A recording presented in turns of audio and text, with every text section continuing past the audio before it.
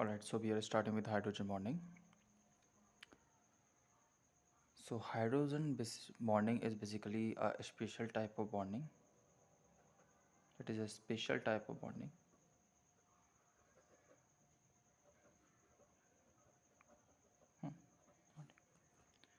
So अभी तक हमने डिस्कस कर चुके हैं ionic bonding, right? Then we have also discussed our covalent bonding.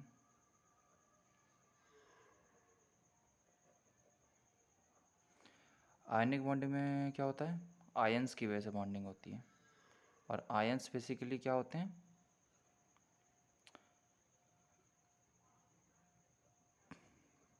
Complete transfer of electron, right? तो बेसिकली जैसे कि Ca+2, तो Ca+2 में क्या होता है? कैल्शियम का एटम होता है और उसके अंदर से 2 इलेक्ट्रॉन उससे बाहर निकल जाते हैं। इसकी वजह से उसके ऊपर आ जाता है 2 पॉजिटिव चार्ज, राइट? तो ये कंप्लीट ट्रांसफ़र हुआ है, इसमें ये इलेक्ट्रॉन पूरी तरह से उसे छोड़कर जा चुके हैं कैल्शियम को। That's why we call it complete transfer of electrons. Covalent bonding में क्या होता था? अब जैसे कि ये Ca+2 बन चुका है तो ऐसे OH माइनस आ जाएगा, इसने पूरी तरह से एक इलेक्ट्रॉन को एक्सेप्ट कर चुका होता है, और ऐसे 2 मॉलिक्यूल आ जाते हैं तो CaOH होल टॉइस, मॉलिक्यूल क्या बन जाता है? CaOH whole twice. ये एक आयोनिक बॉन्ड की वजह से फॉर्म्ड मॉलिक्यूल है। ओके, तो बेसिकली कंप्लीट चार्ज आता है। कोवलेंट बॉन्डिंग में क्या होता है?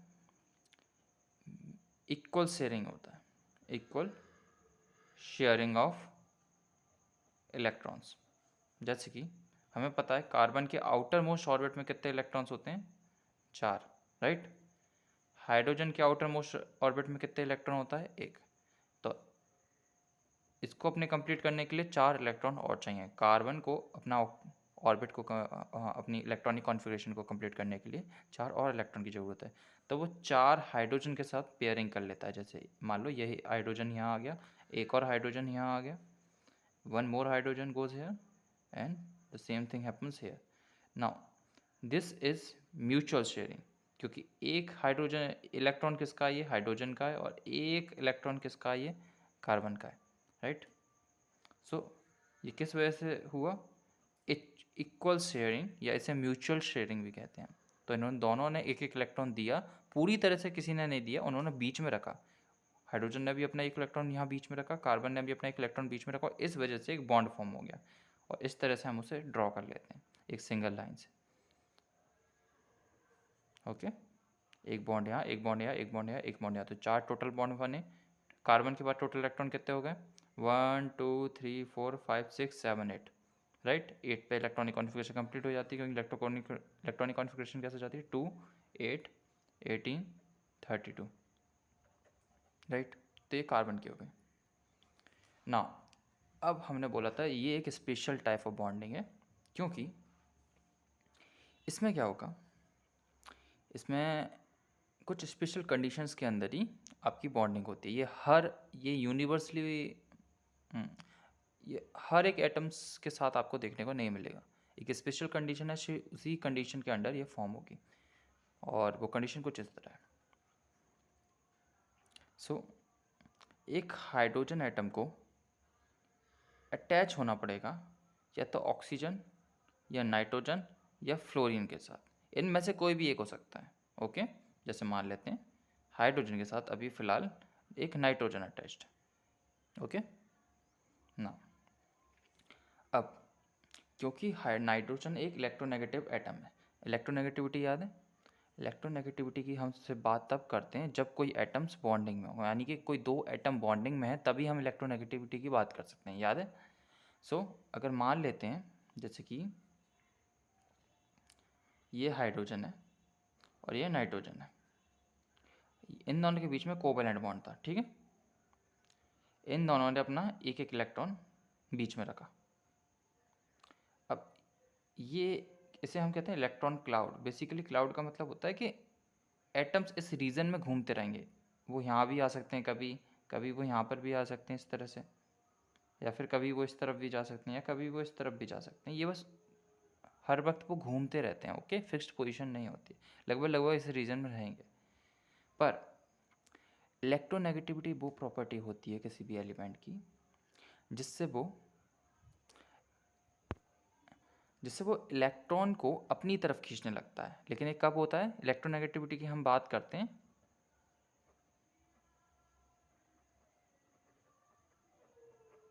इलेक्ट्रोनेगेटिव की बात हम हमेशा बॉन्डेड एटम्स में बात करते हैं, बॉन्डेड एटम्स में, यानी एक मॉलिक्यूल होना चाहिए, उन दोनों किसी दो एटम के बीच में बॉन्ड है, तभी हम इसकी बात कर सकते हैं। तो जैसे कि नाइट्रोजन और हाइड्रोजन के बीच में भी बॉन्ड है, एक एक इलेक्ट्रॉन इन दोनों ने शेयर करा। लेकिन अगर नाइट्रोजन की इलेक्ट्रोनेगेटिविटी ज़्यादा है, ई एन शॉर्ट फॉर्म लिख रहा हूँ मैं, तो अगर इसकी इलेक्ट्रोनेगेटिविटी ज़्यादा है तो ये क्या करेगा,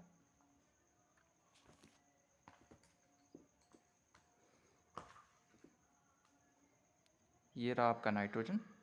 तो पहले इलेक्ट्रॉन यहाँ अगर बीच में थे, राइट, तो अब ये नाइट्रोजन इसको अपनी तरफ ज़्यादा खींच लेगा, ओके।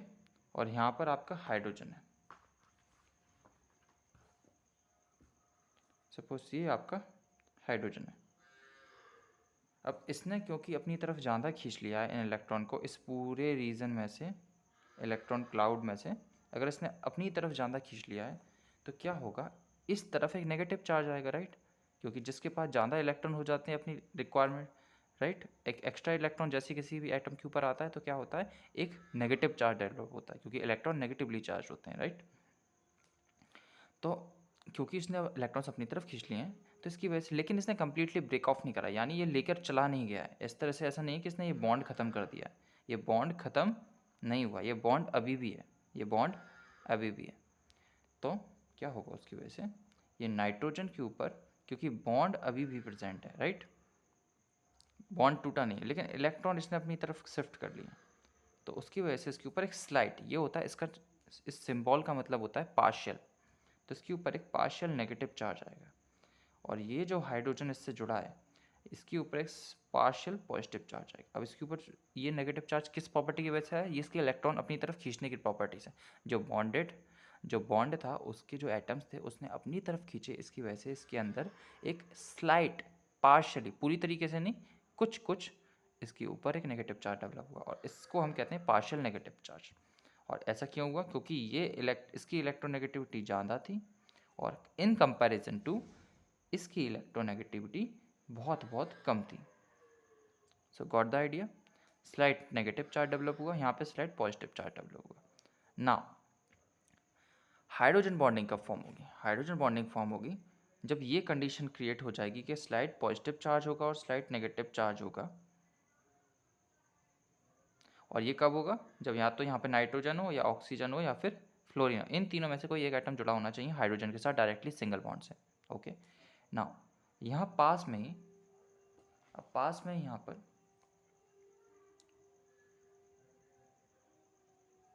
आसपास एक ऐसा एटम होगा, कोई भी एक एटम होगा ऐसा जिसके ऊपर लोन पेयर्स होंगे, ओके, जिसके ऊपर लोन पेयर्स होंगे और वो ईजिली इस तरफ को अट्रैक्ट हो सकते हैं, क्योंकि लोन पेयर क्या होता है, बेसिकली इलेक्ट्रॉन्स है, और इलेक्ट्रॉन्स नेगेटिवली चार्ज होते हैं और ये आपका पॉजिटिव चार्ज है। तो पॉजिटिव और नेगेटिव चार्ज हमें पता है कि वो क्या करते हैं, एक दूसरे को अट्रैक्ट करते हैं, राइट। तो अपना ये लोन पेयर इसकी तरफ अट्रैक्ट होने लगेगा, और इसकी वजह से अब क्योंकि एक अट्रैक्शन हो रहा है दो एटम्स के बीच में, तो उसकी वजह से डेवलप होता है हाइड्रोजन बॉन्डिंग। हाइड्रोजन बॉन्डिंग को हम हमेशा डॉटेड लाइन से डिनोट करते हैं, जैसे मैंने डैश लाइन बनाई है 1 2 3, तो हम उसे हमेशा डैश लाइन से डिनोट करते हैं, गॉट इट।